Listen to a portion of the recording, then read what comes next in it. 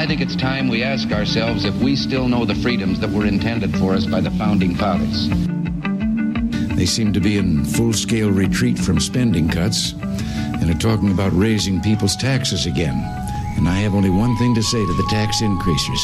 Go ahead, make my day. If we lose freedom here, there's no place to escape to. This is the last stand on earth. Those who would trade our freedom for security have embarked on this downward course.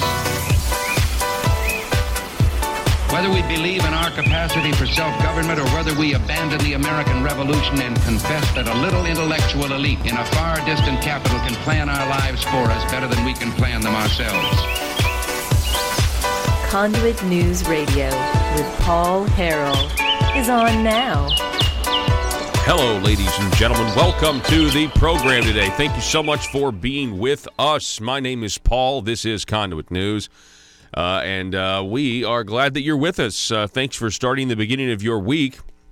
I'm sorry, it's not the beginning of your week. It's the beginning of your day at the intersection of conservative ideas and reality. The phone number to call or text, 870-275-9799. That's 870-275-9799. We would really appreciate your phone call. We've got a great show for you. Coming up an hour from now, we'll be talking with Mr. Josh Waters, going over the newly released Conduit Weekly Scorecard, week number 8 here of the 92nd General Assembly. And then we have Lieutenant Governor Tim Griffin on at 7:33. We're going to be talking about school choice. For those of you who don't know, Lieutenant Governor Tim Griffin last week came out in support of the Trump administration's work, Undersecretary of Education Betsy DeVos, and their bold school choice initiatives. Matter of fact, let me just read his statement. I applaud President Donald Trump and Secretary of Education Betsy DeVos for their bold transformational plan to improve education through choice. Every child, regardless of their zip code, deserves a world-class education, and this plan moves us one step closer to that goal. And that statement, of course, complements what the lieutenant governor had to say about school choice back on February the 3rd when he penned an op-ed in the Arkansas Democrat Gazette with the headline, "Give Families Freedom to Choose." Matter of fact, we'll be talking more about school choice, I know for a fact, this week on Thursday. I think we'll be talking with Laurie Lee again. There may be a bill filed. I don't know that for certain, but it might actually happen. School choice, maybe they have the votes. I don't know. You know, it's been interesting to see on this issue how people seem to be, and just from my private conversations with some legislators, they seem to be okay with just kind of ignoring the school choice plank in the Republican platform. And that's kind of frustrating to me anyway. The front page of the Arkansas Democrat Gazette this morning, bill to outlaw abortion after 18 weeks passes. This is obviously a good thing. I mentioned this yesterday, how it is, when you look at what the Arkansas General Assembly has done, one of the things that certainly stands out is this social issue. It's not even it's just a life or death issue, really, a genocide issue, in my opinion, on abortion, and how the Arkansas General Assembly is really, really good at standing up for the most innocent, standing up for the unborn. Senator Rapert passed his bill last month, which essentially would outlaw abortion with few exceptions if Roe versus Wade is overturned. A lot of people are expecting that it will be, especially if RBG leaves the court. This headline from Jeannie Roberts, bill to outlaw abortion after 18 weeks passes. House must back change before it heads to the governor. This is something that's incremental, and this is the way that if Roe versus Wade is going to continue to be the law of the land, and Arkansas, I think, has the only other choice Arkansas has is to try to save as many innocent lives as we can. You do that by triage. You do that by chipping away. You say, look, and the science increases, the viability increases as well. you've got the 20-week ban because the child can feel pain. Well, let's back it off a little bit. Let's say 18 weeks. We're trying to save human lives. The bill, if you want to know more about it, is HB 1439. It passed the Arkansas Senate with a 28-6 vote. Let me just say this. There was a time, and I've mentioned this, there was a time in Arkansas when I was growing up where there was a lot of people that were very unsure about whether abortion was right or wrong. There were people that thought it was just a clump of cells or a clump of tissue that it was. They didn't even really know it was genetically a human being. Now, I know some people did, but there was a lot of people who didn't. And over time, through the educational process, people realized what was going on. And now Arkansas, let's just go ahead and say Arkansas is the most pro-life state in the country. Let's just go ahead and say that. I really believe we are. And this is something that is in stark contrast to what the barbarians in New York are doing, to the barbarism that the governor of Virginia is advocating for, post-birth abortion. So I am very proud in that context. And, it is really fun to be positive. It really is. I wish I could be positive all the time based on what I report to you. I wish it was all good news. Unfortunately, when it comes to fiscal and economic issues, the Arkansas General Assembly, this time, the 92nd General Assembly, we don't have all the numbers in yet, folks, but it's not looking good. We had a $95 million tax cut. Okay, all right, I can get behind that income tax cut. That sounds fantastic. Over 2 years, we're going to lower the top rate from 6.9 to 5.9%. That will be good. At least on a map, it'll make us look more competitive. But then a couple weeks later, they come back and they raise taxes at the wholesale level for your gas and your diesel, which means you're going to pay more at the pump. And then they refer a half-cent sales tax that's set to expire back to the people to make sure it doesn't expire. And that adds up to the tune, when it's all said and done, if everything passes, of $400 million. $200 million of that, or $300 million of that, actually, I think, is the see, you've got this 70-30 thing going on here where, when the governor came out with his highway plan, he said he was doing all this to raise $300 million, but he leaves out the $115 million that is also going to be taken from the people that goes and funds the cities and counties. So all told, it's a $415 million revenue grab from the people by the government. And it essentially erases the $95 million income tax cut and even goes further and essentially negates the other income tax for the last 3 years. Not to mention, we have the internet sales tax that they're going to try to pass, which will be more money from us. Then we have a new cigarette tax that's expected, that was in the news yesterday, that's expected to raise another $100 million from the people. And who knows what else? The 911 tax hasn't been debated yet. That's going to raise your cell phone taxes. The percentage on your bill, that's going to go up. So on the fiscal issues, in terms of what the final number is at the end of that equation, very simple equation. I am just beyond what I think the number's going to be is just gargantuan, unless there's some other tax cut. I had heard that there might be some attempt at to try to reform corporate taxes, or maybe just like very, very minute corporate tax reform, nothing comprehensive, but a tweak here, tweak there. I had heard that maybe something like that was coming down the pike, and it very well could, and that's why I'm saying we don't know what the final number is yet, because there's still quite a bit of legislating to do. But gosh, I'm getting very worried because the people didn't vote for tax increases. We know that. We know that, folks. I mean, people didn't vote for Republican. You go to any, and I mean even the ones. I mean even the Republican county committees. These are where These are the patriots. These are the diehards. These are the ones that knock doors for you. You go to any Republican committee, even the ones that are that try to protect the big government Republicans. You go to any one of these committees and you get them to honestly admit, did you send Republicans down to raise your taxes? Every single Republican committee will say no. The majority will. 100%. No, that's not what we sent them down. Matter of fact, that's not what the Republican Party stands for at all. And that's why this is so frustrating. The telephone number again, 870-275-9799. I hope you're having a good morning, though. I really do. And again, a mixed bag when you look at the economic situation of Arkansas. We may be in a budget crisis that no one's really telling us about. Of course, I was saying that 2 years ago, that we were in a budget crisis and that no one was telling us about because they were trying to come after our money then, too. It's very good, though, that we did get this out of the Senate, this anti-abortion bill.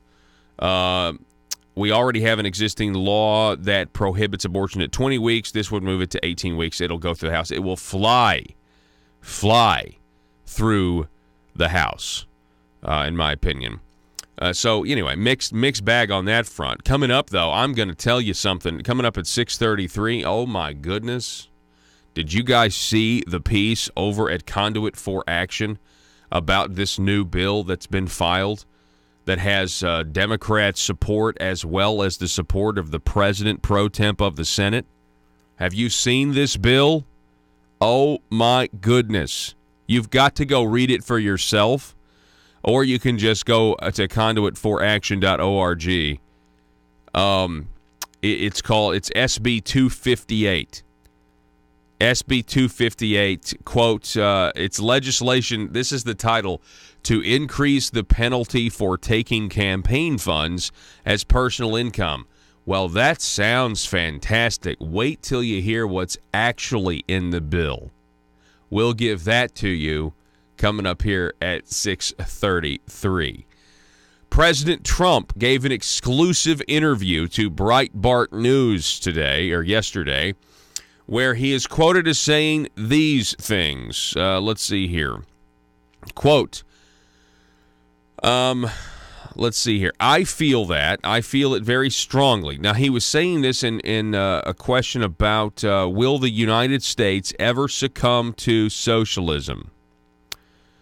President Donald Trump told Breitbart News on Monday that he feels very strongly that the United States will never succumb to socialism. I feel that very strongly, he says.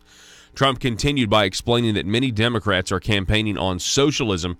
One second. However, because it's easy to campaign on but difficult to govern on. That's exactly right. Listen to this. Quote, now, with that being said, you always have to be careful because socialism is easy to campaign on but tough to govern on because the country goes down the tubes. But when you tell people free medical, free education, no more student loans, all of the different things that you say, it's a great thing to campaign on, but then 10 years later, the country is down the tubes. It's gone. So you always have to be careful with it because you talk about single payer. It sounds very seductive. Single payer. Say what you want, but it's a very seductive thing.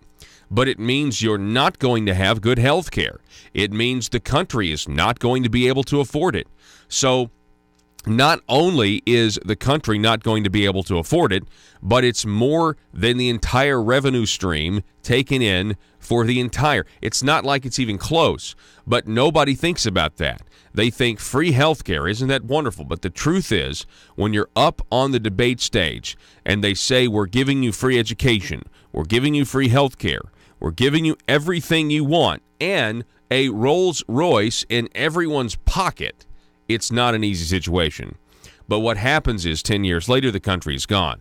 Okay, whether it's this country or any other country. And what's going on in Venezuela right now? Oh, but that's not real socialism. Well, maybe it's not textbook socialism on a chalkboard, but it never is because you always have the oligarchy. You always have the people that aren't going to give the power up once they've taken it. I mean, that's just the way it is. these people out here who are socialists, and talking to young folks, they really have no idea the amount of death that they are advocating.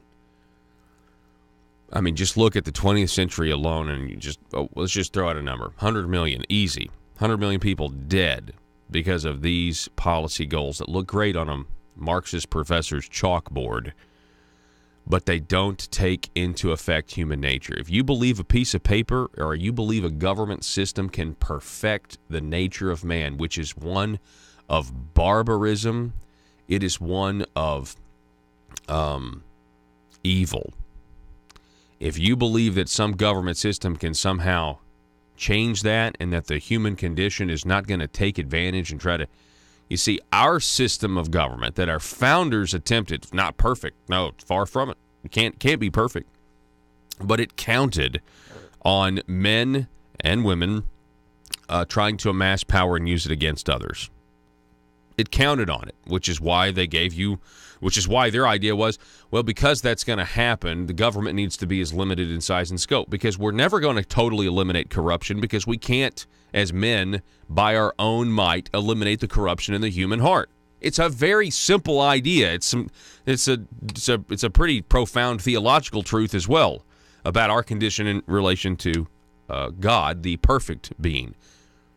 And these people, you know, it is seductive because we so want to be in a group. Oh man, we want to fix ourselves, and this group think and this socialism thing, it is seductive. The president of the United States is absolutely right when he says that socialism is seductive. All these forms of government that want to mandate that we all go into these these different groups, this group think where we're going to somehow fix ourselves is extremely seductive. All right, this goes on. Hang on one second. In response to a follow-up question from Breitbart News, senior White House correspondent Charlie Sparing, Trump said that the pendulum swings in politics frequently. Trump said that if the left somehow took control down the road, the voters would eventually course correct and choose a Republican next. Quote, then what happens is you take a violent turn in the other direction. I've heard this before. The pendulum definitely swings in society, definitely. He goes on to say, there's another article up here about immigration. Quote, I don't want to have anyone coming in that's on welfare, he said.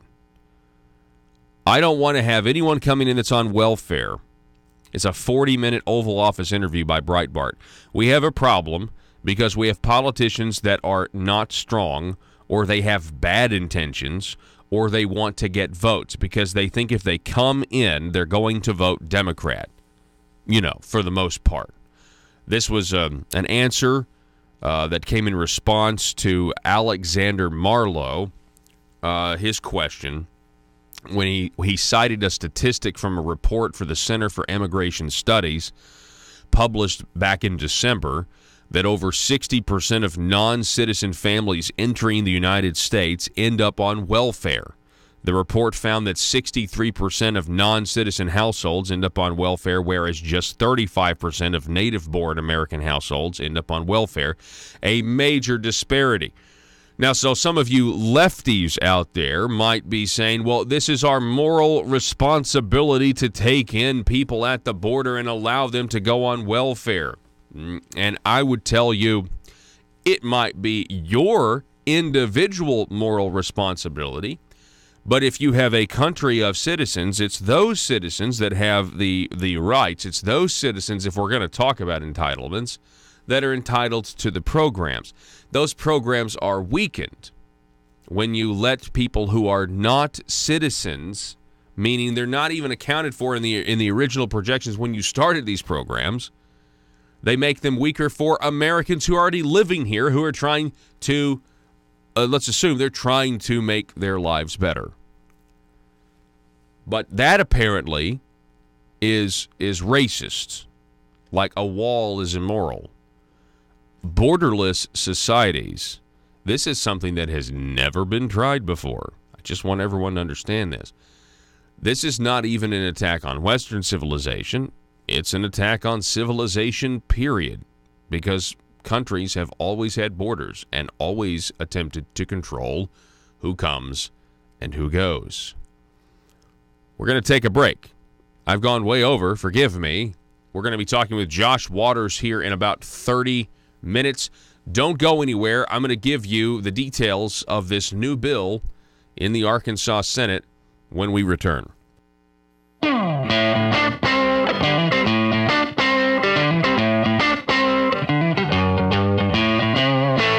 Here. I want to introduce you. We have in studio with us, we have Dr. Cassandra Massey. She is a representative here representing the Arkansas Association of Nurse Anesthetists. Now, Cassandra, tell me what this means. What is, because we have this on your bio, DNAP/CRNA. I don't know what all those medical credentials stand for. Okay. That stands for Doctor of Nurse Anesthesia Practice, Certified Registered Nurse Anesthetist. Okay. That's the terminal degree for nurse anesthesia. Okay, great.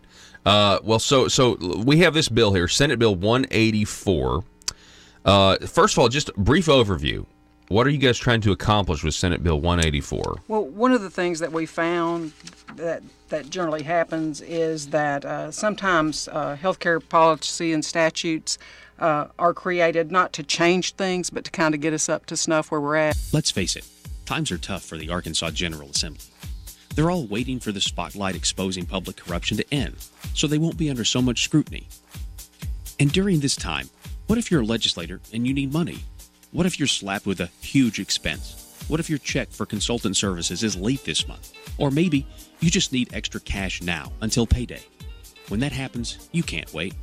Hi, I'm Bobby Blackmail for the Arkansas Intra-Legislator Bank, your trusted source to over 135 lenders to get you short-term cash fast.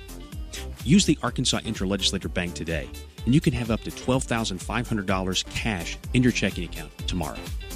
Dried-up bribes no longer coming from Medicaid entities? Handled. Extra cash until your hopeful acquittal? Done. And you'll be surprised at how easy it is to get extra cash. Just be an elected official and be comfortable with the status quo, and we'll connect you with a fellow legislator who is ready to loan. It's quick and easy. And don't worry if you can't make the payments, because the Arkansas Intra-Legislator Bank is designed to help you get through these tough economic times. There are other ways you can pay off your debt, like by voting the way the establishment wants, or by rewarding some with committee chairmanships. So forget about overdraft fees and the spirit of covetousness that sometimes overwhelms the best of lawmakers. Just remember, the Arkansas Intra-Legislator Bank for short-term cash between colleagues when you need it fast. Some transactions have long-term consequences. Paul Harrell, parody.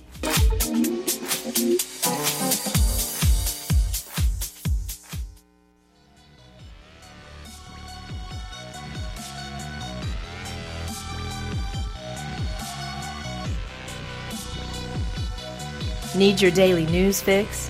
Don't forget to tune in to Conduit News Radio with Paul Harrell. All right, ladies and gentlemen, welcome back. Thanks so much for being with us. We have other news. Did you see the headline? It was a photo of Senator Alan Clark and Senator Stephanie Flowers hugging it out. Yeah, they were hugging it out. They're talking about the Senator Flower. You know, she's the one that went, she basically kind of had an emotional outburst, emotional breakdown, conduct unbecoming of a public official, a state representative or state senator, in my opinion. Seemed to threaten Bob Ballinger at one point. And, of course, there will be no talk of... There'll be no talk of, like, censure. Like, I thought maybe she would be censored or something, or censured, but she's not going to be censured. That's been ruled out. She gave an apology. No, and actually, she didn't. She said, I'm not going to. She gave a speech yesterday. She said, I'm not going to apologize. I'll play that for you here in a minute, too.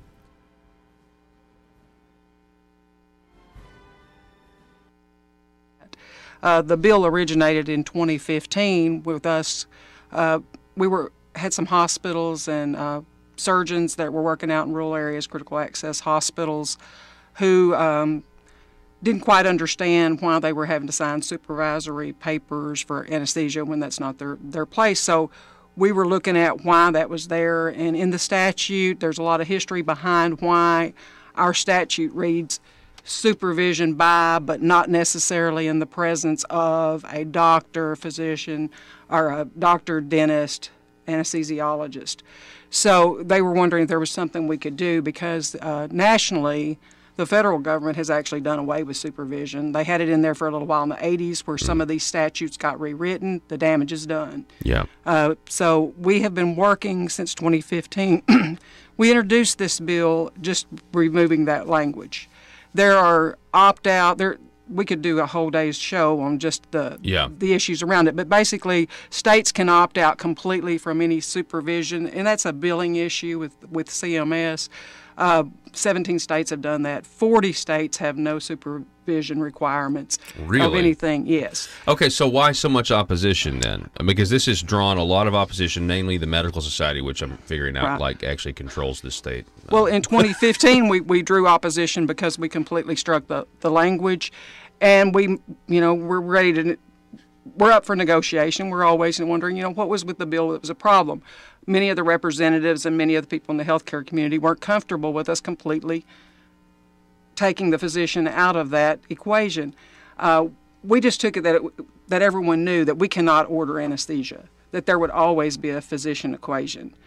Nowhere, as far as I know, in the United States, can we walk around and just say, hey, you need some anesthesia. So usually we get an order for it. The doctor we has thought it was to say. implied, but we understood that. So they wanted us to put some language in there that left the physician involvement, which was where we come up with coordinated with. And the reason we were asked, we were really hit this session on, this has never been used anywhere. Why this word? Well, coordinated is the word versus the old word, which is supervision. Right. So this word coordinated is actually a compromise. Yes, it was a compromise that we made so that everybody would understand we were not trying to remove any physician involvement. We would always have to have that. It's actually in our under our Nurse Practice Act, and I'm going to explain to you with that the reason that word, and it came up with one of the oppositions this time, was that we were trying to use a term that we could manipulate. Well, actually, supervision is that term that you can manipulate because it implies that there's more activity going on, that there's more direction going on. They wanted to know why we didn't use words like,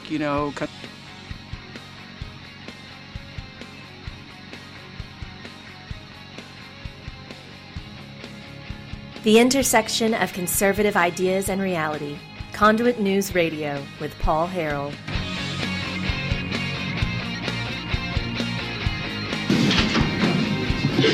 Well, the chair formally voted no, but I'm going to let y'all off easy and vote yes, and it's going to pass. This is audio from last week where Senator Stephanie Flowers, it's got 10 million views. Night, y'all have been It's got 10 million views on YouTube.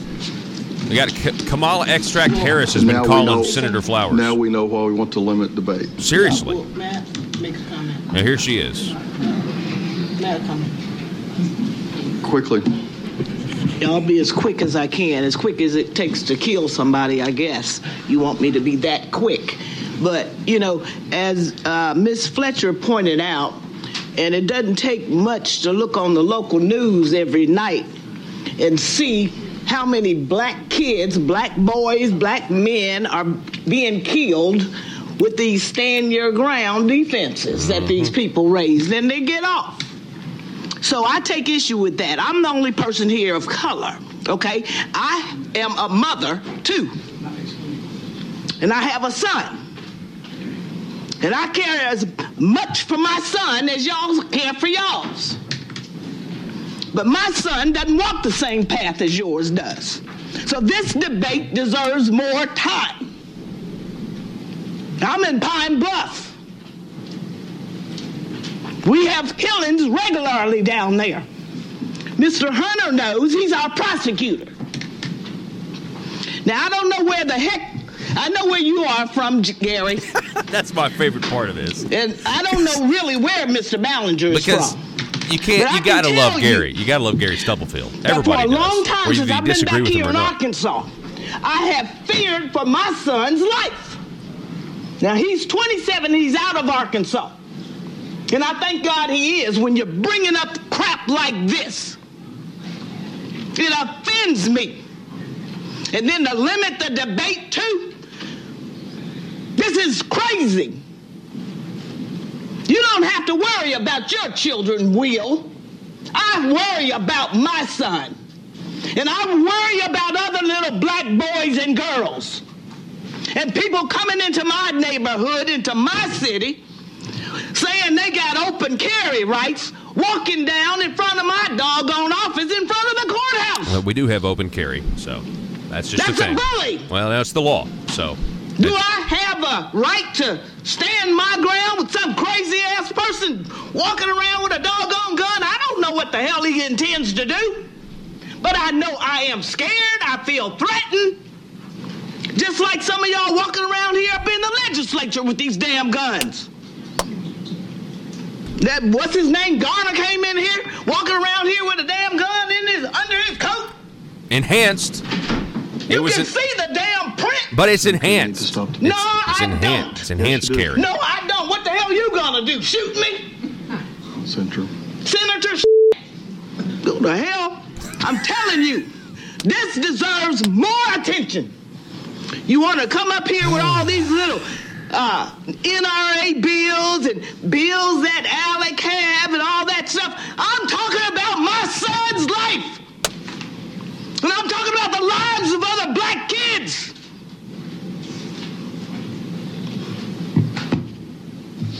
Do what the hell you want to do. Go ahead, but you can't silence me. All right, so you that's... got your damn silence gun out the damn chamber today. Stop. But you are not... All right, so you're not going to silence her. All right, here's Stephanie Flowers yesterday from the well of the Senate. That's what she said last week, and the video's got 10 million views. According to her, she thought she was that Kamala Extract Harris had reached out and some other presidential that they were trying to use her. Is she, did she appear on CNN? She go on CNN anyway. Here's Stephanie Flowers yesterday. Listen. Thank you, President Hendren. Thank you, Governor. Members, I have with me today and to offer prayer the Bishop Michael Mitchell of the 12th Episcopal District of the African Methodist Episcopal Church. I'm a member of the African Methodist Episcopal Church in Pine Bluff, Mount Pleasant AME Church. My pastor is Reverend R.W. Alexander. He's unable to be here today. But with Bishop Mitchell, also our other AME ministers, Reverend Reginald Cleaver, Reverend Tyrone Broomfield, Reverend Thurston B. Lamb. And I present to you now Bishop Michael Mitchell of the 12th Episcopal District for prayer. Okay. Let us pray. Well, we can listen to this. It's God of our weary years, God of our silent tears, Thou who hast brought us thus far along the way. O most wise and eternal God, it's again that we come into your presence on yet another day that you have made. We come today, dear God, with a heart filled with thanksgiving, thanking you for all of the blessings of life. God, I want to thank you for every senator that is in this place today. And I pray that as they gather today to do your work, that you would touch individually and collectively, that you would touch minds, touch hearts, cause each and every one to know what it is that they have been truly elected to do, and that is to be able to make this a better world to live in. And therefore, God, as they wrestle with the issues of life that affects our communities, I pray that you will have your own way. I pray that every piece of injustice will be eradicated and that your will be done. We bless you and we thank you now for all of your blessings. It's in that name that we pray. And the people of God declared, amen. Amen.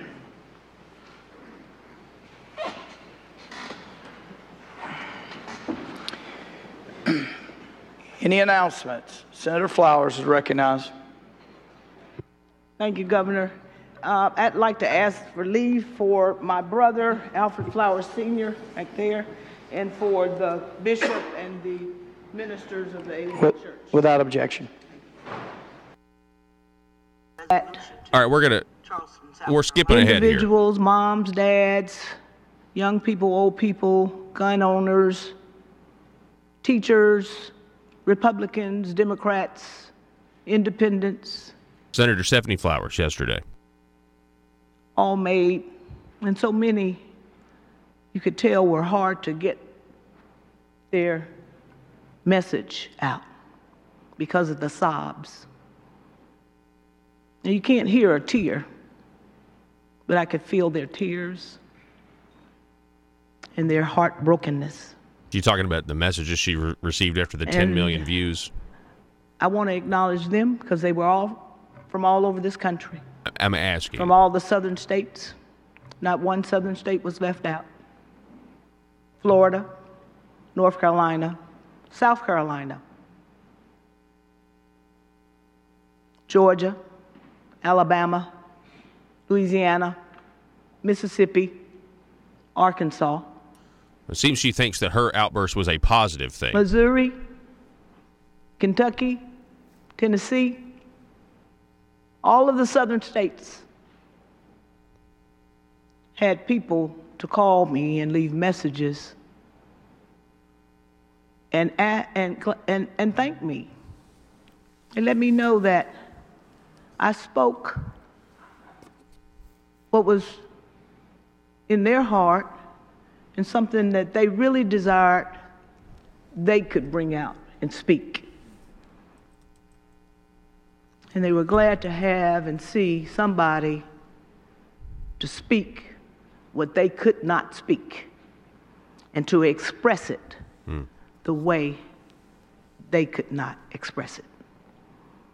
So I don't apologize for my expression and my passion and my emotion. Okay, well. Because I, too, feel deeply having lost a sister in 1969 on a college campus. You heard about that back in 2017, so I won't relive that with you. I don't need to relive it. But I want you to know that in my heart, I'm a Christian. Christ is in my heart. I don't consider myself a leader. I'm a follower. I'm a follower of Christ Jesus. So I follow him. And my outburst and the words I used, God will judge me. And I'll accept his judgment. But I hope he's well pleased. Thank you. All right, so that was Senator Stephanie Flowers. According to the Democrat Gazette, Senate President Pro Temp Jim Hendren, a Republican, quashed any thought of censure Monday, telling the Senate that he would not support any effort to punish Flowers for her outburst. And those are her. She called it an outburst in the committee last week. Now, the other comments that she made in the committee, we didn't play the rest of them because she came back and she... she came back and, I mean, she was so upset. She looked at Bob Ballinger and essentially said, if you come down to Pine Bluff, maybe we'll shoot you. She was essentially saying, if you come down to Pine Bluff, we'll shoot you, or we might shoot you. We'll be prepared, and then we'll claim stand your ground. Now, I think maybe, you could say that, she was skeptical that the stand your ground law would apply to her because of the color of her skin. I kind of feel it maybe, but still, it was just not appropriate. I mean, this wasn't appropriate at all, and it really did sound like a threat, honestly. But anyway. So that is that's that. There we go. I mean, it's over and done with. And Republican Senator Alan Clark, who's the chair of that committee, who really did, I feel like, handle the situation at the time very level-headed, much more level-headed than I would have been in a situation like that.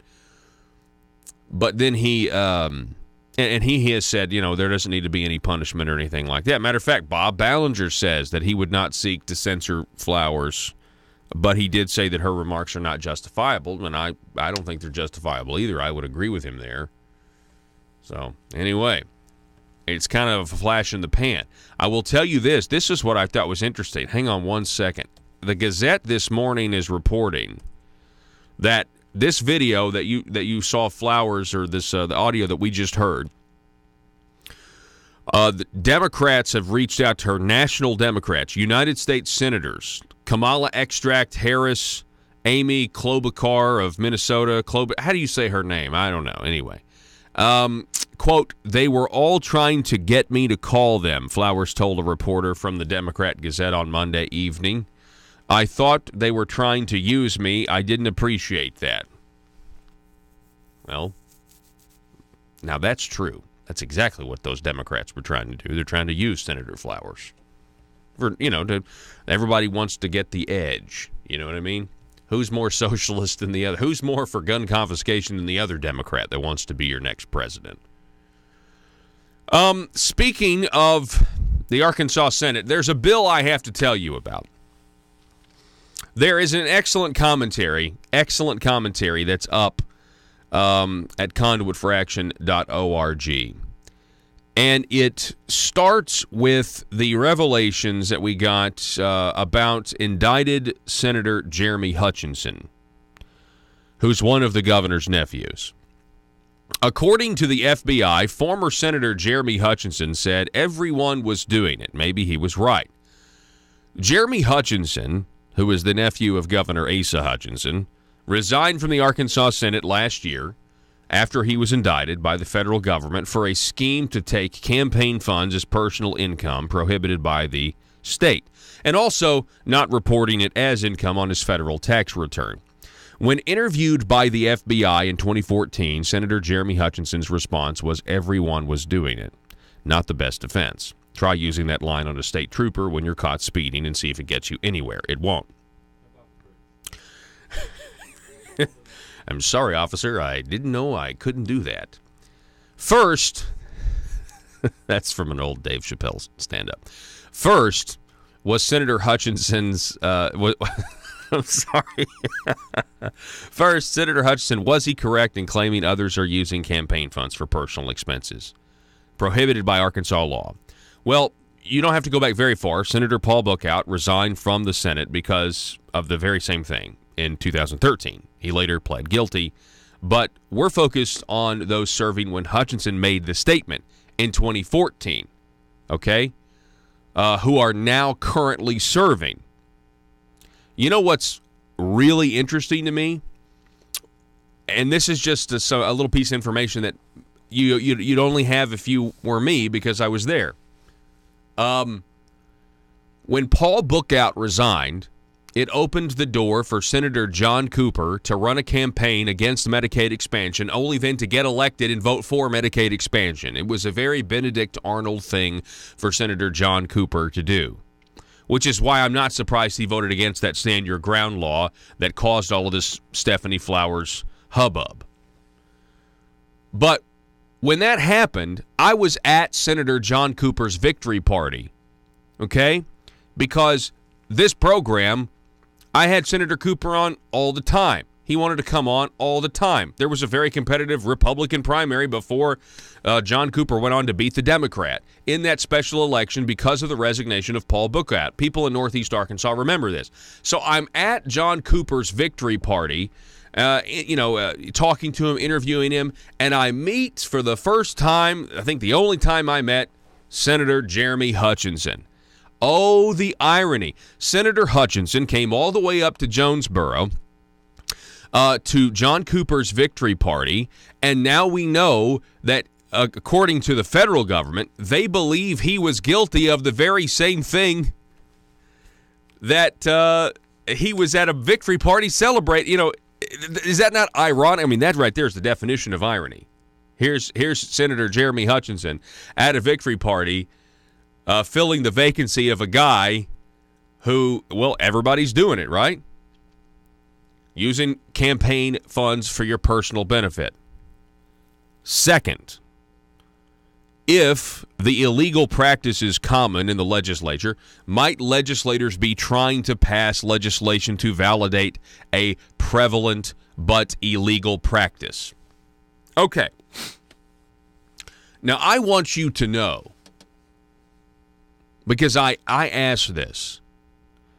This is exactly how this went down. This is exactly how this story was written. This next paragraph. We decided to look, and sure enough, we quickly found legislation filed this session to allow campaign funds to be used for additional personal expenses. I'm just letting you know that's not done for an effect or anything else. That was literally shot in the dark. Jeremy Hutchinson said everyone was doing it. So is there any legislation out there that might make it easier for people to use? It just literally is shot in the dark. And sure enough, we found something. We can't say the bills were filed specifically to violate an existing illegal practice, but we can say some legislators are trying to change the law to legitimize using campaign funds in a way that is now illegal. Two bills that would let politicians grab campaign money for personal use have been filed, SB 258 and HB 1687. The Senate bill is so bad we don't have space to talk about the House bill in this article. Senate Bill 258, sponsored by Democrat Senators Bond, Keith Ingram, and Republican Senators Bart Hester and President Pro Tem Republican Jim Hendren, the governor's nephew. Senate Bill 258 is being sold as legislation, this is a quote from the bill, to increase the penalty for taking campaign funds as personal income, which sounds fine until you read the legislation and see that it's actually about allowing politicians to grab campaign funds for personal expenses. The greed in this bill is huge. Senate Bill 258 is an example of the use of a deceptive title to make a bill sound restrictive while the body of the bill opens the door wider. Let's start with an example applying only to legislators. This bill, again sponsored by the Republican Majority Leader and the President Pro Temp and two other Democrats, would allow members of the Arkansas legislature to use campaign funds to pay for an apartment to stay in when they're in Little Rock, as long as the apartment is not the legislator's primary residence. It would allow a legislator to use campaign funds to pay for an apartment all year long, every year. It allows an expenditure by a, quote, member of the General Assembly concerning an apartment leased solely for use while in the Capitol, so long as the apartment is not maintained as the primary personal residence of the office holder. Well, why do you have to put that in there? You got to live in your district or you can't represent the district. Quote, and per diem is used to pay a proportional share of the cost incurred for rent and utilities in connection with maintaining the apartment, end quote. What is the per diem language about? Arkansas taxpayers already give a legislator $94 a day for lodging on any day the legislator signs into a legislative committee, regardless of whether the legislator is on the committee or not. It's a common practice among legislators who spend the night to sign into another legislative committee meeting before leaving town in order to get an additional $94 plus another $55 for meals. The bill acknowledges the receipt of taxpayer money while still letting legislators grab campaign funds for personal use to pay for a swell apartment in Little Rock. It's still an extremely greedy money grab, and it's still using campaign funds as personal income, no matter what they want to call it. The apartment provision is only the beginning of the greed found in the legislation. The bill also gives any elected official huge exemptions to use campaign funds for office holder activities. That could be nearly any expense. There is no good reason why campaign funds should be used as personal income by calling it office holder activities. Looks like their philosophy is, to the victor belong the spoils. To get huge salary increases, the Independent Citizens Commission back in 2015, or they got them from the commission back in 2015, the legislature agreed to eliminate office holder expenses. This bill uses a backdoor to regain office holder expenses from another source. And if the exemptions in the bill weren't already big enough to drive a truck through, another provision in this bill allows the Arkansas Ethics Commission to add exemptions. You should note, 2 of the 5 members on the commission are appointed by legislative officers.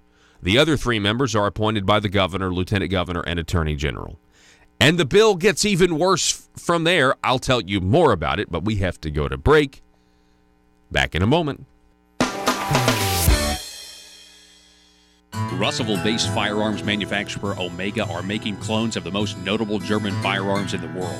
These delayed rotor-lock firearms have been and are currently used by law enforcement and military worldwide. At Omega, they manufacture their guns right here in Arkansas and produce the best reproduction in the marketplace that comes with a complete 5-year warranty. At Omega, they take firearm manufacturing seriously and offer discounts to active and retired law enforcement. Whether you're using Omega firearms to defend the public, defend your family, or for target practice, Omega has your back. For pricing, go to omega-guns.com. That's omega-guns.com. Are you a conservative-minded young person and want to let the world know about it?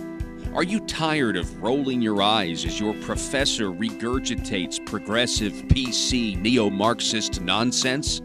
Then you should interview on Conduit News Radio's Young Conservative segment and tell us about why you believe the way you do. Tell us how you came to be a conservative and what are your views on government. Now, if you're worried that your neo-Marxist professor may also be a right-wing talk radio listening masochist, then names can be changed to protect the innocent. It's the Conduit News Radio Conservative Future segment. To be interviewed, call 870-275-9799. That's 870-275-9799.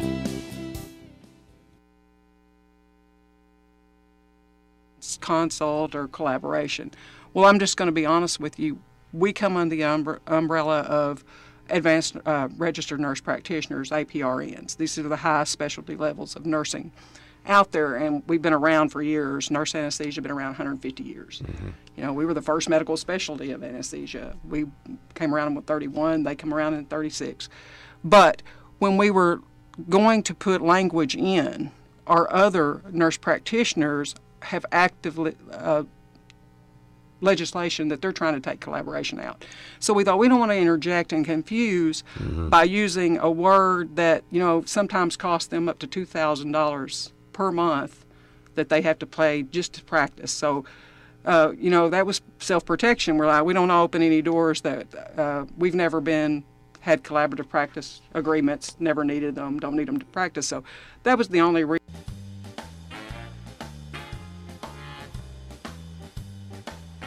Exposing the truth and everything the Marble Palace establishment keep trying to cover up. It's Conduit News Radio with Paul Harrell.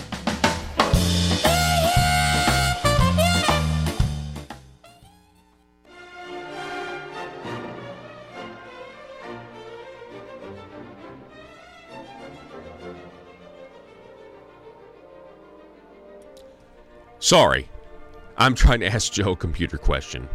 And Joe's too busy running the board to answer my computer question right now. It's a personal thing. I'm out of disk space. I've got this computer here, solid state drive. Got to find a way to back it up and wipe my computer so I can use it again. It's been a great computer. I've had it for like almost 5, going on 5 years now. I want to keep it though. Folks, we'll be right back. More continuing coverage of the Arkansas General Assembly, the 92nd General Assembly. Mr. Josh Waters on the program next. Lieutenant Governor Tim Griffin coming up at 7:33 to talk about school choice.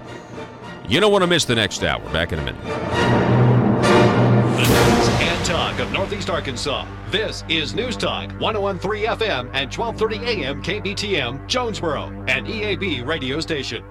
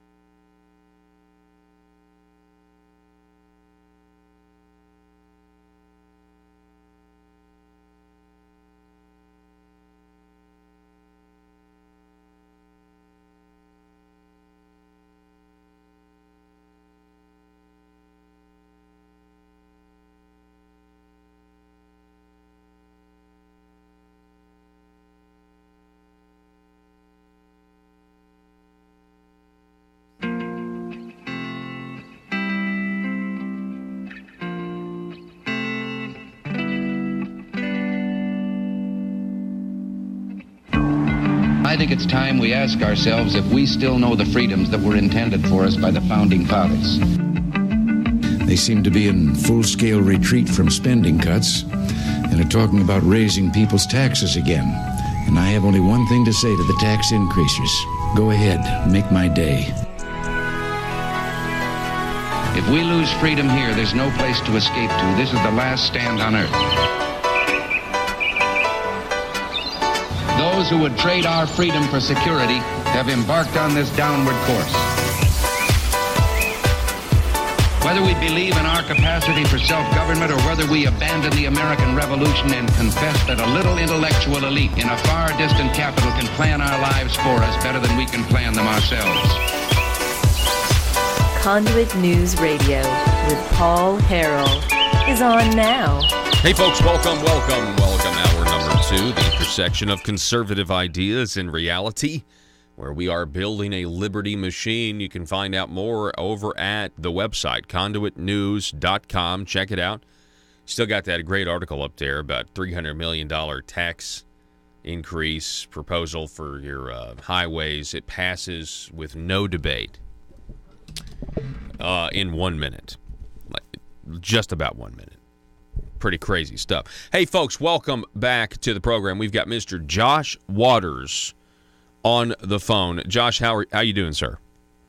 Hey, good morning, Paul. How are you doing? We're doing great over here. We're doing great. This is week number 8, and we've got a week number 8 scorecard to go over, and let's kind of get right into it. These are some of the bills that you've been watching.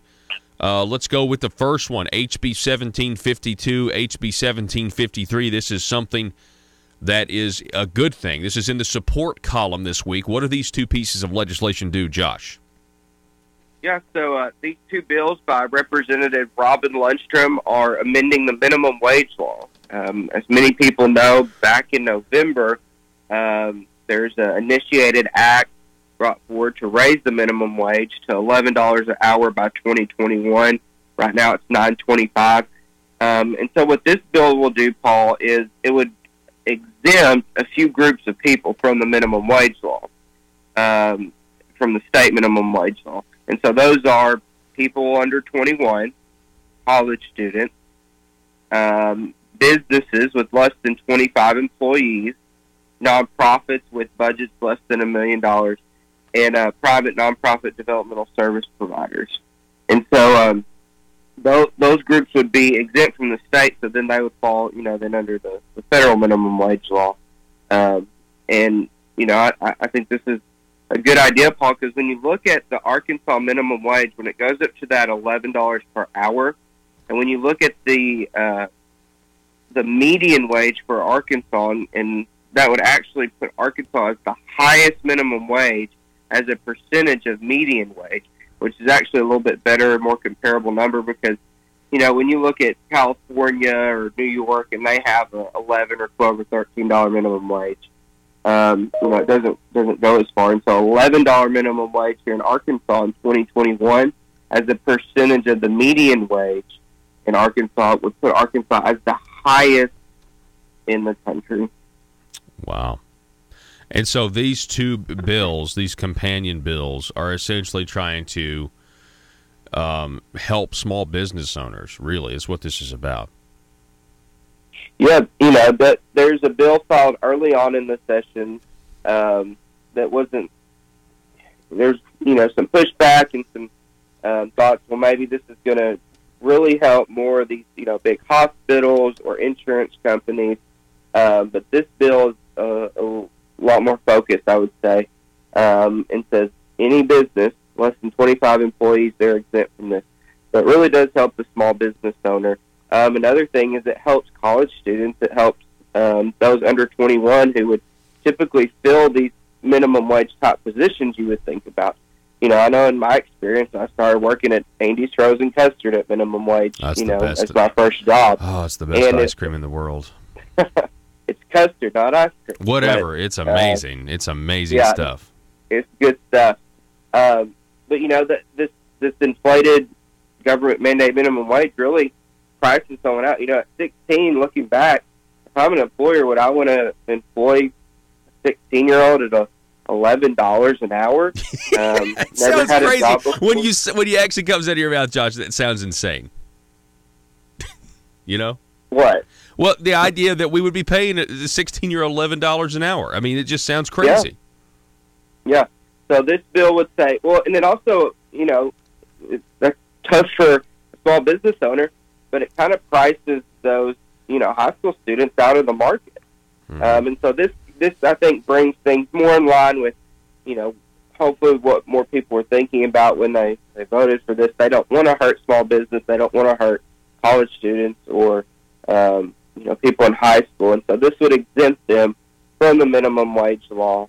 So any employer less than 25 employees, and then also nonprofits with less than $1 million operating budget. Wow, that's good. Exempt. Yeah, that's really good. All right, so those bills again are HB 1752, HB 1753. State Representative Robin Lundstrom. She's really coming through with some great legislation, actually. Moving on, we have another in the support column for this week, week number 8, Conduit Scorecard, SB 521, Expanding Freedom of Information Law. Tell us about this, Josh. Yeah, so this is kind of a follow-up bill from Senator Kim Hammer. I know he came on your show a few weeks ago to talk about this practice where, and they've limited the scope to where basically you have these foundations that are set up at or alongside a college or university. Most common use of them is for like athletic support programs. So the Razorback Foundation, the Red Wolf Foundation. And so documents and records that are within those organizations have been denied when someone submits a Freedom of Information Act request. So they came out and said, okay, any private entity that spends 20% of their time or money promoting a government purpose, that has to be disclosed. Or they are subject to the Freedom of Information Act. Well, that didn't pass, Paul. That didn't even get a second in committee. So they come back with this bill and said, okay, we'll super laser focus it to just say that the documents from these types of foundations at universities and colleges, public universities and colleges, they are public records. You can't just say, no, we're not giving them. They are public records. They have to be turned over. And there's a specific exemption saying, but you don't have to turn over donors to these foundations. Because they say that was the concern from the university foundations. They didn't want to disclose donors.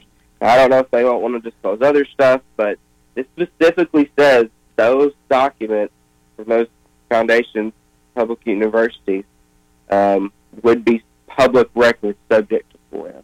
Okay. Well, that makes sense. And that is more focused if you're just changing the definition, making sure that, these are public documents. So hopefully, because I saw the headline last week when this I guess a companion bill or a sister bill from Senator Kim Hammer did go down. And so now he's got this other bill to try to be a little bit more narrow with it. So hopefully he'll have more success on this one, because anytime we're going to expand transparency and expand what the people can see, when it comes to government or taxpayer dollars at work, it certainly is certainly something that's worth doing, I think. More information is better. We're talking with Josh Waters. We're going over Week 8's Conduit Scorecard, or Conduit's Week 8, their scorecard. Let's go to the next bill here. What do we got? HB 1705 is next. Tell us about HB 1705. This is in the opposed column. Yeah, Paul, this is a really, really bad bill. I'll just be honest. What this bill does, it stifles free speech against any judicial candidate. When you read the bill, people are going to say this is a dark money bill. They're going to say this is to weed out dark money and provide transparency. What I would argue, Paul, is that it actually will silence free speech. And the reason I say that is because this bill says any statements that are over $50, money spent over $50, that attempts to influence a vote or changes the public's perception of a candidate or Senate candidates would be defined as an expenditure, and that would require disclosure. You have to say who the donor is. You have to put their address out there, their occupation, and it would make it a campaign expenditure just for making a statement that addresses the public's perception of a candidate. Well, Paul, that could be anything. That could be anything you say on the radio, anything I say on the radio. They try to do an exemption section, but basically I'd just have to go to court to see if you're exempted. So just about any statement that has any money behind it, any organized effort behind it, that addresses the public's perception of a candidate, good or bad, would be subject to this and would have to disclose and put the address out. And in these heated political times, Paul, I think that's really dangerous for potential donors to know, hey, my name, my address, my employer, all that's going to be out there as a public record because I decide to engage in free speech. I decide to associate with organizations that engage in free speech, and they could be targeted because of this. So a very dangerous piece of legislation. All right, so practically, though, and you're exactly right, when you go to disclose donors to these groups that do get involved in elections by disseminating information, these are nonprofits, but privacy is for the citizen and transparency is for the government. And we have a right to associate with whoever we want. And the government can't make us disclose who we're associating with or giving money to when it comes to this. I mean, that's the way the law is now. That's a good thing because we're talking about stifling debate because I know how the government operates, and the government will go after the donors, especially with this mob-like mentality that we have. You say one little wrong thing here, they go after your advertisers. We know what the left's up to. We know what the big government types are up to. They don't want they want to take us down a path of bigger and bigger government, and they don't want anybody to be able to say anything. And now I know this is just about judicial elections, Josh. This had nothing to do with regular. This is only if you are going to spend money and get involved in a judicial race. So that makes it even more clear that this is about Courtney Goodson. She lost once. Yeah. There's a certain contingent of people in this state who are really mad that Judge Dan Kemp beat her. They think it was because of outside money, and I think that's probably true. But I also think the stuff that this Judicial Crisis Network sent out, I think that those are true statements. They were giving people the truth about some of the things that Courtney Goodson has done, trips she's taken, money. And so I'm glad that I had more information, not less. Now, she almost lost a second time to David Sterling to retain her seat this last time. And I just want to, while we're on the subject, I have to make this observation, Josh. When Judge Dan Kemp beat her, Asa Hutchinson immediately came out and said, we may need to look at taking away the right of the people to vote. Go look this up. He said it. And instead give me the power to appoint Supreme Court justices. And that, of course, went nowhere, but he did say it, and it was very worrisome at the time.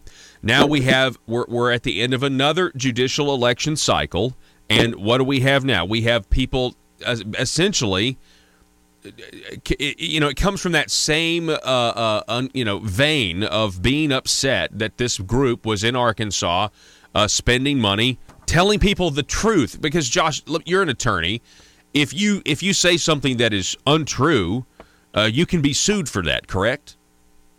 Yeah, and that's what the whole thing comes down to, Paul. Is there's already protection against people saying false things or defamatory statements.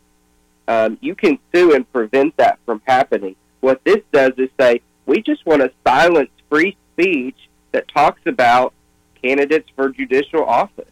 And a really bad part about this bill, Paul, is it provides a private cause of action for an individual to come in, well, I think that statement that person made over there, well, that looks like it falls under this definition. They need to disclose. Now what's the definition again? What's the definition again? Tell us again. The definition is money spent attempts to influence a vote for or against a specific candidate or standing candidate, or influence the public's perception of a candidate. Okay. I would argue that's any statement. Yeah, so when the Arkansas Democrat Gazette said in September 10th of 2015, Justice Goodson took a $50,000 tour of Italy thanks to one W.H. Taylor, a business associate of her husband's. Exceptional improprieties tend to be not exceptional at all in Mrs. Justice Goodson's scandal-plagued career, but there's no underestimating her sheer nerve. Arkansas Democrat Gazette, Her Honor the Insider. I mean, could they be held accountable according to that definition? I would say they'd at least probably they could at least be sued for it. Now, there's an exception in the bill that says news articles, opinion editorials, those are exempted out. But when you provide this private cause of action, that's kind of after the fact. So what's going to happen, Paul, I'm afraid, is any statement that an opposing candidate or their special interests that are supporting him that they hear and they don't like, they're going to haul those people into court, try to disclose their donors, expend the time and money, and possibly get an injunction to stop the free speech until after a campaign is over. There's a very narrow window of the effectiveness of a mailer or TV ad. It's a few weeks, here in Arkansas for a campaign cycle. Yeah, and they normally start around early voting. So the idea behind this bill that's a terrible bill is essentially, well, you may beat the charge, but you're not going to beat the ride. And we'll just tie everything up in court and silence you. Yeah. I think this is a silencing of free speech bill. And who's running this bill? Who's sponsoring this bill? Oh, this is sponsored by Representative Jimmy Gazaway. Okay, all right. Well, I mean, it's I agree with State Representative Jimmy Gazaway on other things. I disagree with him on this, respectfully. I just, I think this is in a response to people who are upset when groups are using the system legally. I don't think we want to ever. You might be upset that an outside group is spending money telling people the truth. You might be upset by that, but disclosing donors is going down a path where you are going to allow the people in power who have the real power, which is government. I mean, the Judicial Crisis Network does not have the same amount of power as the Arkansas Supreme Court, the legislature, and the governor. We're talking about a small window where groups like this are able to attempt to tell the people the truth. I mean, if you really think about the power structure, it is so out of whack.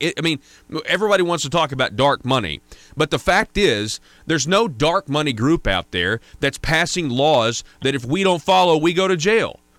I mean, the Judicial Crisis Network essentially really has very little power at all. And so do all these other groups. It's the Arkansas Supreme Court that has the power. It's the Arkansas legislature that has the authority. And so this whole it's a mentality that I just can't get behind at all. I know we're running out of time, Josh, but I'll give you another word on this particular bill if you want to say something about it. Yeah, Paul, there's laws in place. If they directly advocate for the election or defeat of a candidate, okay, they have to disclose. Right.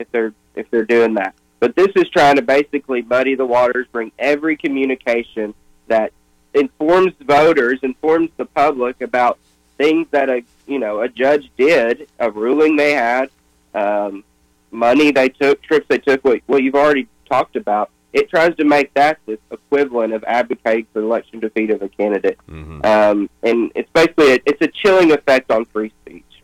All right, next up, last one, SJR 15 for Week 8 of the Conduit Scorecard. Tell us what this bill does, creating lifetime legislators with cooling off periods. Yeah, Paul, I think everyone remembers back just a few months ago to the term limits amendment that was thrown off the ballot. That amendment would have reduced the amount of time the legislator could be in Little Rock. What this is a proposed constitutional amendment that could, in effect, create lifetime legislators that would be able to serve for 12 years consecutively, take 4 years off, serve another 12 years, take 4 years off, serve another 12 years, an indefinite number of terms. Now, right now they can serve 16 years consecutively, so it would bring that down to 12. But then if they sit out 4 years, they can go back in. So let's see here. This is interesting because I've heard people talk about this before. So you serve 12 years, get to take off 4, and then immediately. So there would be no. My goodness, there would be no term limits in a sense. This is getting rid of term limits. It's just saying that you have to sit out every 12 years for 4 years. Yeah, the way it's structured and worded, the ballot title, Paul, actually says reducing term limits. And when you think about that, well, no, this absolutely does not do that. It allows people to be down there longer. But they can say that, I see how they can misleading ballot title because it's taking it from 16 years to 12 years. Yeah, so even though it's the ballot title, gosh. So technically, they can say that it's reducing term limits because it's taking it from 16 to 12 years, and then they have to sit out 4, and then they get to come back for another 12. So, wow. So if this bill were to pass, they could serve, 24, 32, 40 years over their lifetime. But the ballot title is going to say reducing term limits. And if people see that on the ballot, Paul, they're going to vote for it. They're going to vote for it. Like they did in Issue 3 several years ago. Now, here's this, but it permanently bans the people from ever adjusting the term limit. Oh, we got to go to break, but Josh, this is great. Folks, to check this out, SJR 15, it's the opposed. This will all be up at conduitnews.com. Hey, Josh, thank you so much, sir. We appreciate it. Yeah, thanks, Paul. All righty. Week 8 Conduit Scorecard, conduitnews.com. Back in a minute.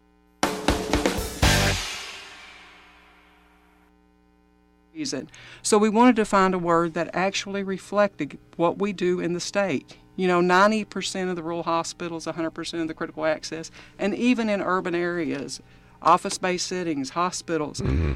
Nurse anesthetists work a lot of times with just the surgeons. We don't have anesthesiologist involvement. Those surgeons, the misconception a lot of the legislators had when we would talk to them was that the surgeons, the supervision included that they were actually looking over the drape, telling us, how to do this, conduct, and that's not this how it many works. cc's or whatever. Yes. Yeah. So if you actually look at, the definition of coordination is two things working together as a group to get a favorable outcome. And I'm paraphrasing that. Everybody can look up Webster's. Well, it seems like, by the way, we're talking with Dr. Cassandra Massey. She is speaking here on behalf of the Arkansas Association of Nurse Anesthetists. They're trying to get a bill through that seems to be pretty simple to me, but of course, any changes in scope to drain or the swamp in Little Rock. It's Conduit News Radio with Paul Harrell. All right, coming up, we're going to be talking with the Lieutenant Governor, Tim Griffin, about school choice. We'll tell you about the comments he made last week supporting the Trump administration and the Secretary of Education, Betsy DeVos, and their new ideas about school choice.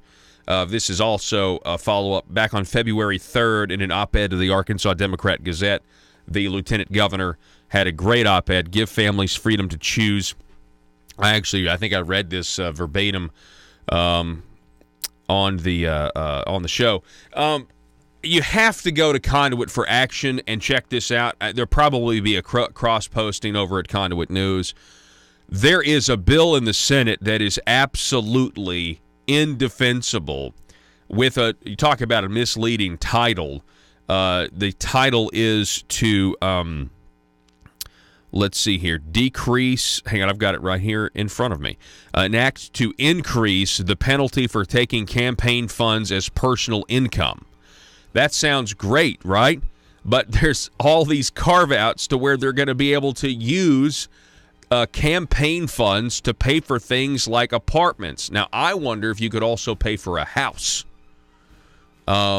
That's something that I've talked to attorneys about this, and it's definitely leaves the window open, if you know what I mean. We're up against a hard break, but you need to go to Conduit for action and check out the article.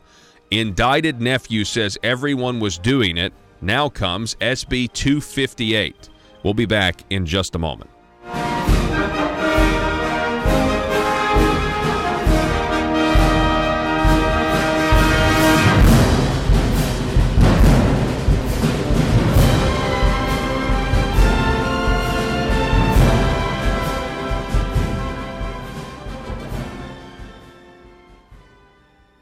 what it is, any changes in relationships between doctors, surgeons, or nurses is going to draw opposition.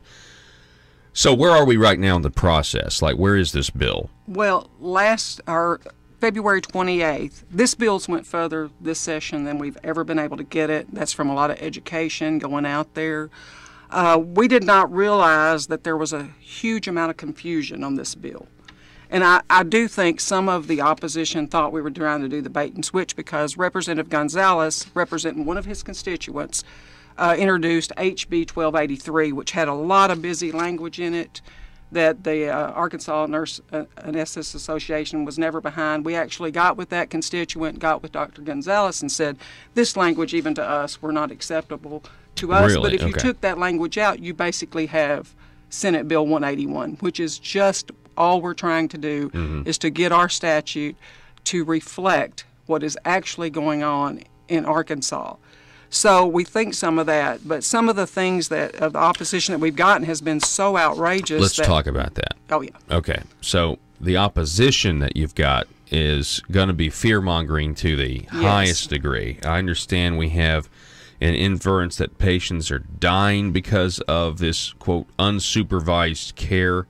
Specifically, I understand, now, correct me if I'm wrong here, but I understand in the Medical Society's package, two legislators, in opposition to this bill, they actually have misinformation in there that the Arkansas Heart Hospital claiming that children had died in a dentist office, and then that turned out to not be true. There was a correction that was made. Is that right? Where am I getting that wrong? There's two things confusing there. Okay. The Arkansas Heart Hospital there was a letter written by a surgeon from UAMS using their letterhead, their logo, and in that letter there were false allegations made that there was an unsupervised experiment of using nurse anesthesia that were unsupervised, and that deaths occurred. In the room that day, I knew that was incorrect, but we like to know 100. I mean, we got hit with a lot of things, so we were kind of like, I did not know the letter existed. So UAMS using that letterhead, UAMS doesn't want them to use that letterhead, right? I wanted you to let me actually give a shout out to UAMS and the Arkansas Heart Hospital because I got in touch with them immediately. Like, it was a Friday, Thursday, and then on Friday, by Monday morning, before 8:30 in the morning, we had Arkansas Heart Hospital and UAMS very forthcoming in that, first of all, UAMS and the Heart Hospital do not make political points.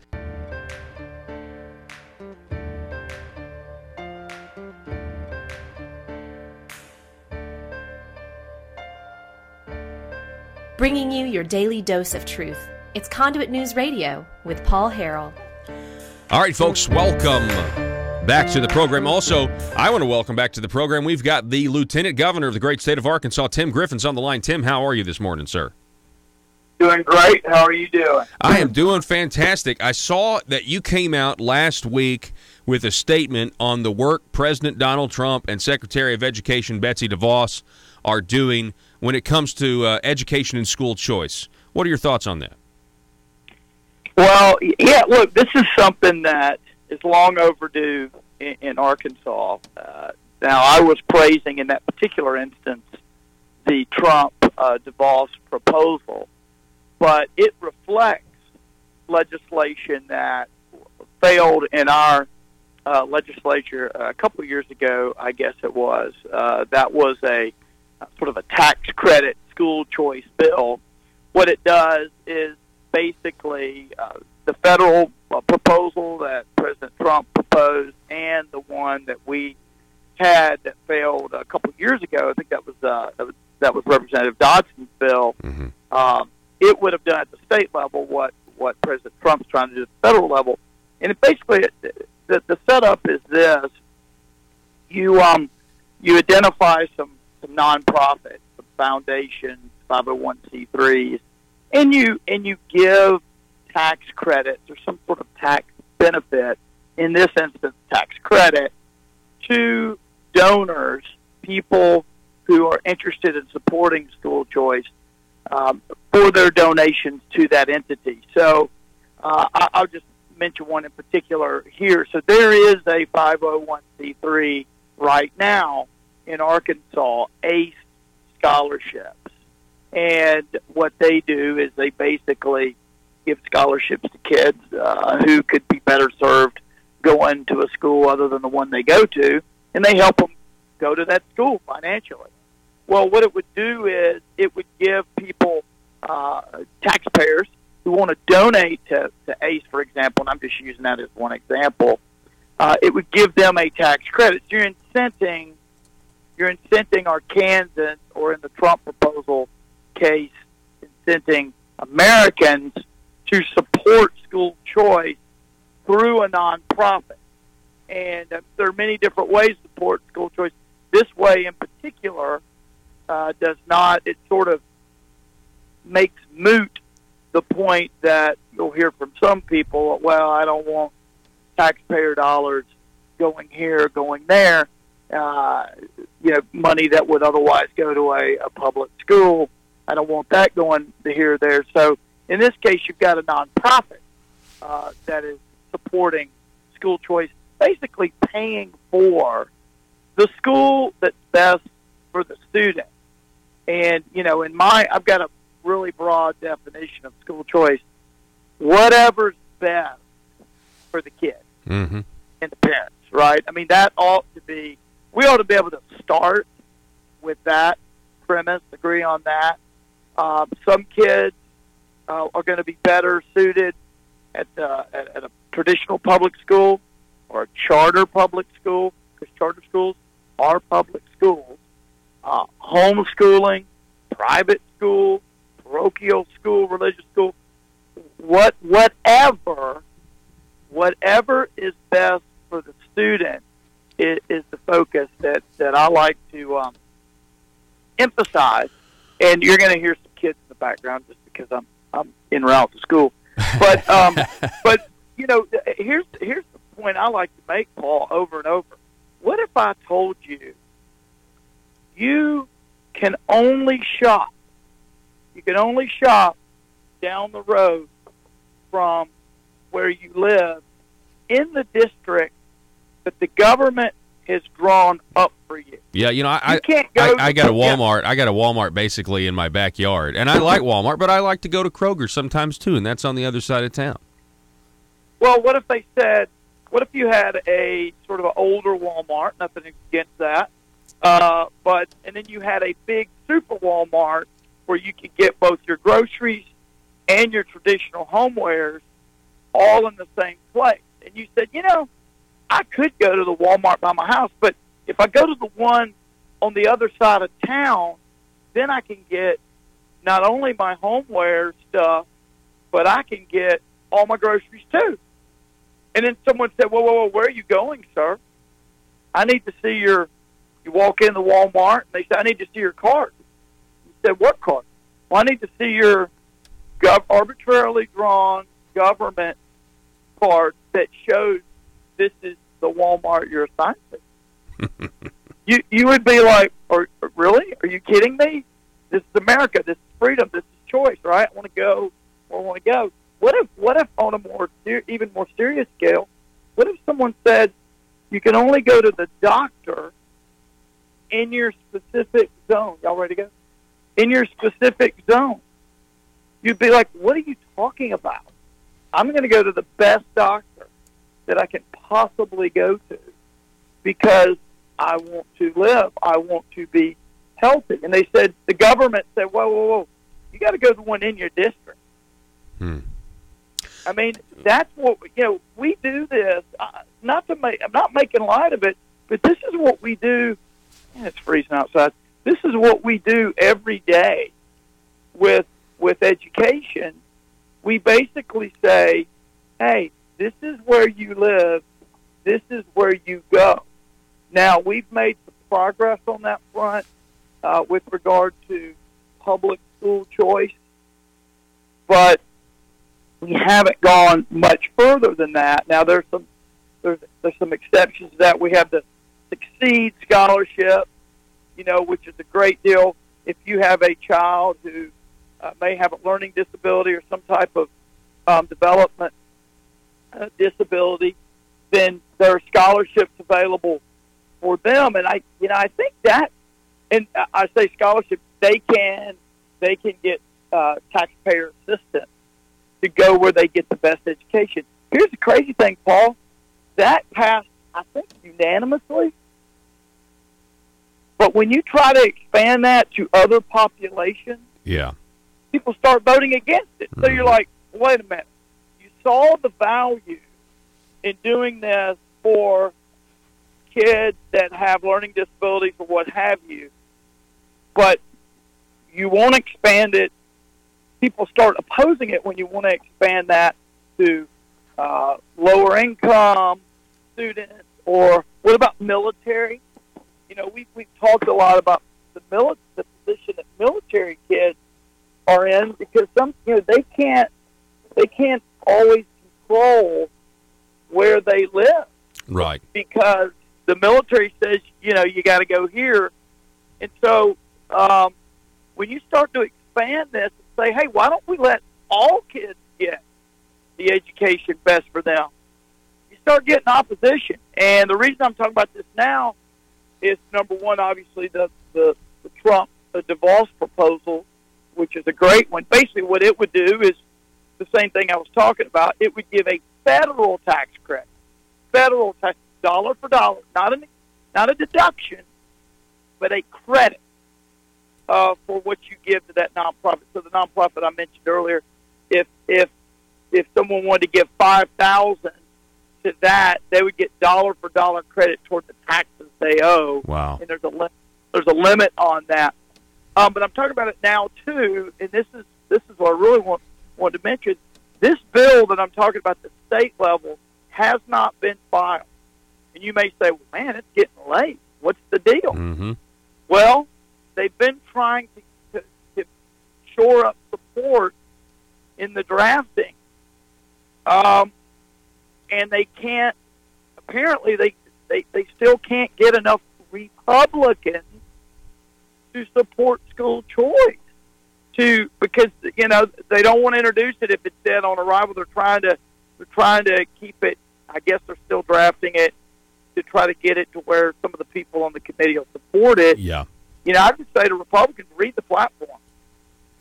Yeah, what do we do? What do we do about that? And I'm glad. I mean, you're certainly Lieutenant Governor Tim Griffin. We're talking with him right now. You're doing a great job right now, just bringing this up to the forefront, being a proponent of school choice. But I've talked to some of these legislators on the Education Committee, and the Republicans, and I just don't understand why this plank is not being adhered to, is not being supported. Well, they're scared of this, or they're scared of that back home. And I would first of all, we got to keep communicating. We got to communicate even louder. But the facts are so convincing, Paul.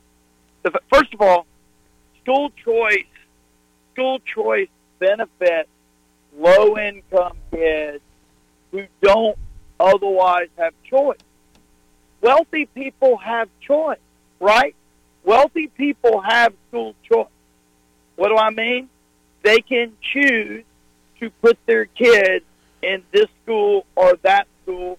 Some of them even have the ability to move to another location to live in the district so that they have choice. Who doesn't have choice? People without the means to have choice. Yeah. So what we're trying to do is give people equal access to choice. So that's number one. Number two, the polling I've seen show that Arkansans support. Have a good day, John. Love you. Arkansans support people having the ability to choose where their kids go to school. Overwhelmingly. And the idea that there's this big bear that's going to rise up and defeat people for standing up for Arkansas, it's just not true. Mm-hmm. It's just not true. And I will tell you this as well. A lot of teachers that I talk with support choice. They don't have a problem with choice. It's the union bosses. It's the union bosses that have the trouble with choice. Yep. Because it erodes their power. And, you know, but the union bosses are against merit pay. I mean, they're against anything that's max of innovation. If it's not the old way of doing things, the stale, old way of doing things that kept us where we are in so many places, then they're not for it. Because that's what they, the union bosses. So, you know, there is broad support, particularly when you explain to parents that, hey, we're going to take care of your child the best way possible. Mm-hmm. So we've got to communicate more, and we've got to make it known that we're going to elect Republicans who support choice. Yep. And you know, I think that's what we've got to do. You know, parents aren't real concerned about an institution's handling of a kid that's yet to be born, and you know, the theory that, well, leave your kid in the school it's in because one day we'll get it together, and if you take them out, we won't be able to get it together. You know what I say to that? Yeah. My responsibility before God is my kid today, not in 30 years, today. So I'm not going to sacrifice, parents aren't willing to sacrifice their kid today in the hopes that 30 years later you'll get your act together, right? So that's why parents won't release today. And school choice is part of that. It's really it's a solid, logically it's a solid argument. Yep. We just got to do a better job of educating. You're right, and we're talking with Lieutenant Governor Tim Griffin. I really appreciate you coming on, and I think innovation is key here. We can always do better, and people are afraid of change, and even incremental change, because this is only one step in the right direction. And Tim, I appreciate you coming on this morning and shedding some light on school choice. Yes, sir. I'll mention this. Millennials and young people, and I'm not young, I'm 50, but the world favors individual choice of what's best for each individual. And you can look at the smartphone. Everybody's smartphone is different. Everybody wants to choose what they want to choose. So this idea of choosing versus being told by the government is very much a today idea.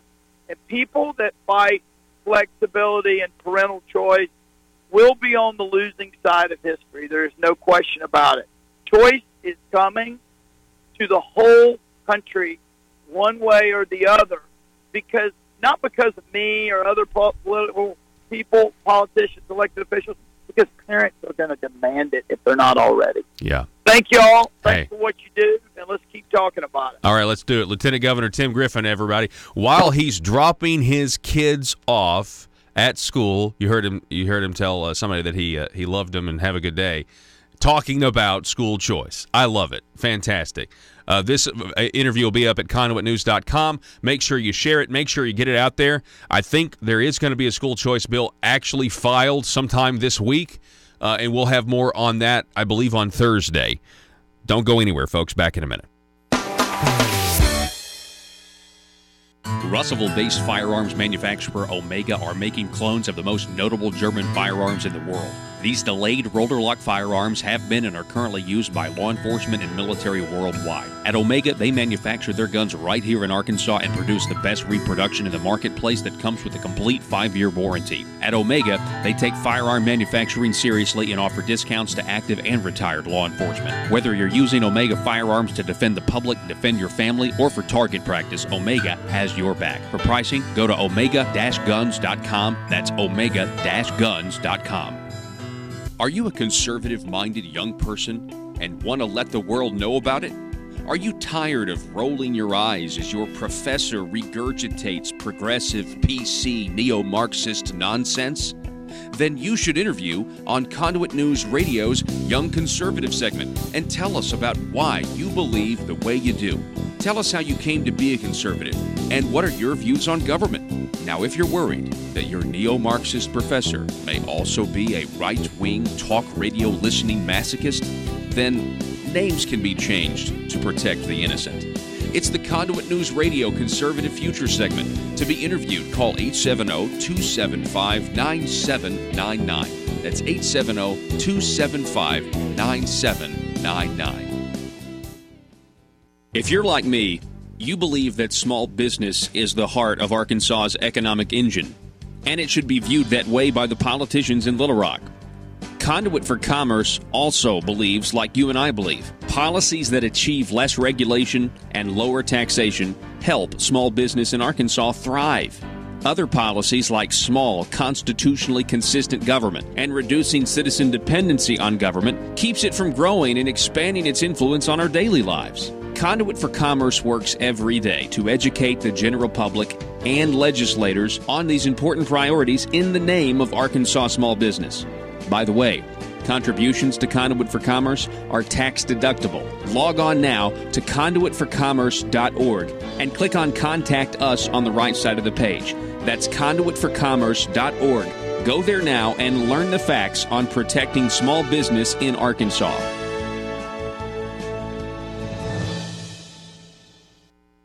Their letterhead, their logos are not to be used in political things. They were very quick to come in and to try to correct this. You know, you get toothpaste out of the tube, it's very hard to put back. Because this was disseminated.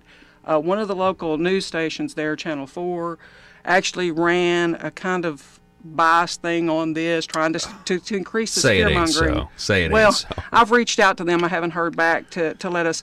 But with this letter, Arkansas Heart Hospital sent letters, and they asked, what can we do to help this? What can we do? To try to correct the perception, and the you know, false these perception. are stellar hospitals. Arkansas Hospital's been known for what, 2 years in a row as being one of the premier hospitals. Those were adults that they were saying there. They had brought in another physician who had been the past president of the Anesthesiology Association. He's actually from Texas. He threw out information in that room. He picked up a letter, first of all, and said it was from Dr. Bistro from the Arkansas Children's Hospital, and I will confess I have not gotten it. Conduit News Radio with Paul Harrell is building a liberty machine. Find out more at conduitnews.com. All right, welcome back. I want to tell you more about this bill here as we wind the show down. We got about, 5-6 minutes. Go to conduitforaction.org. It's detailing a bill, SB 258, that is absolutely unbelievable. Senate Bill 258 is being sold as legislation to increase the penalty for taking campaign funds as personal income. Sounds great, right? You're not supposed to use campaign funds for personal income. Everybody knows you go to jail for using campaign funds in personal income. So we'll put that in the title, but then in the body of the bill, we'll allow legislators to use campaign income as personal income for other things, for new things like apartments, establishing office holder activities again.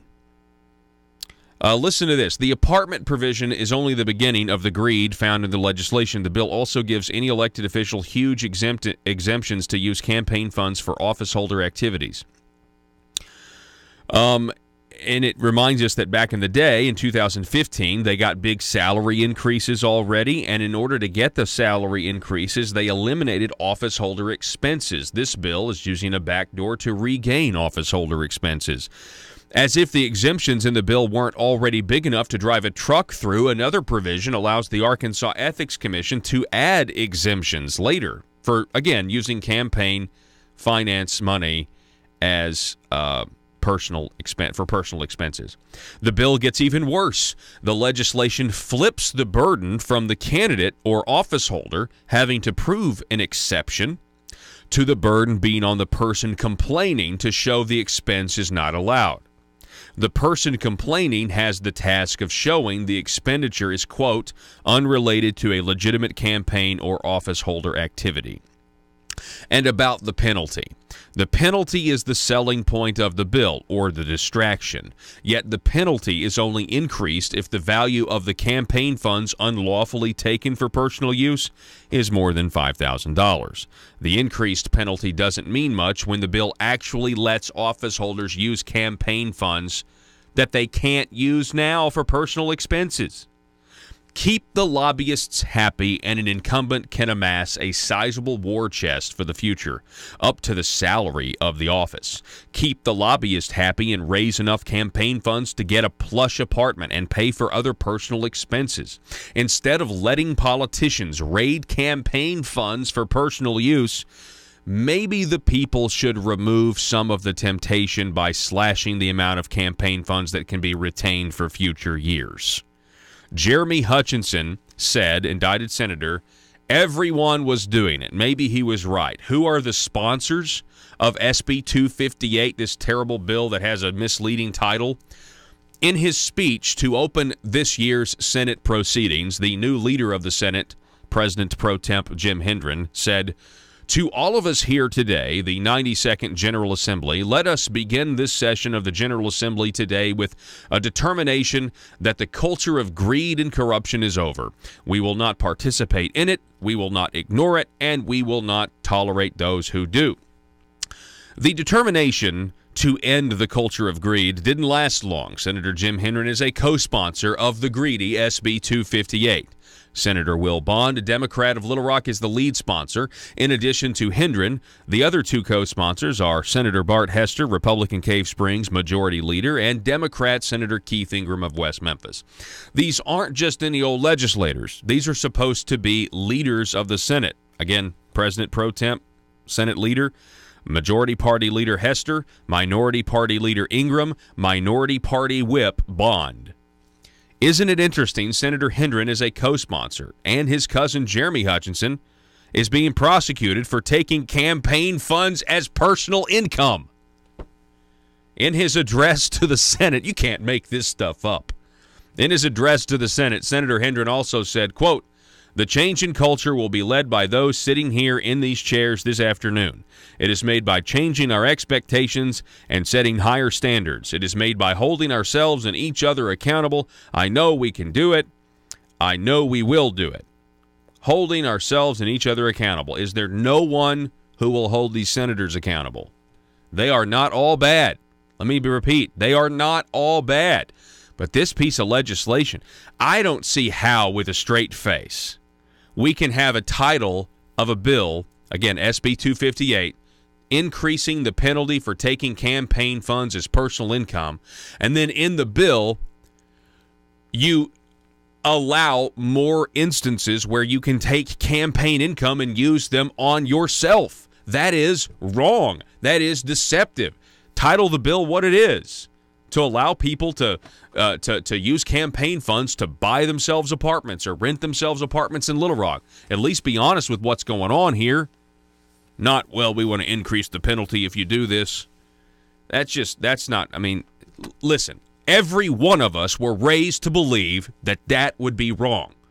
Every one of us were raised to believe that deceiving is wrong. 870-275-9799. It's indefensible.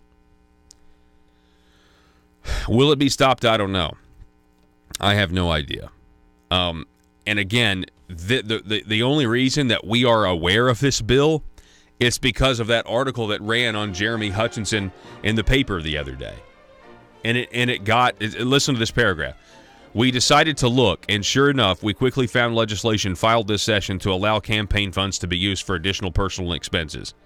We can't say the bills were filed to validate an existing illegal practice, but we can say some legislators are trying to change the law to legitimize using campaign funds in a way that is now illegal. Unbelievable. Folks, this broadcast is available at conduitnews.com, iTunes, SoundCloud. Check it out. Go to conduitnews.com. Subscribe to the YouTube page, Conduit News. Click the little bell to receive notifications so you get the smaller videos uploaded throughout the day. My name's Paul. This is Conduit News Radio, Arkansas. Be safe.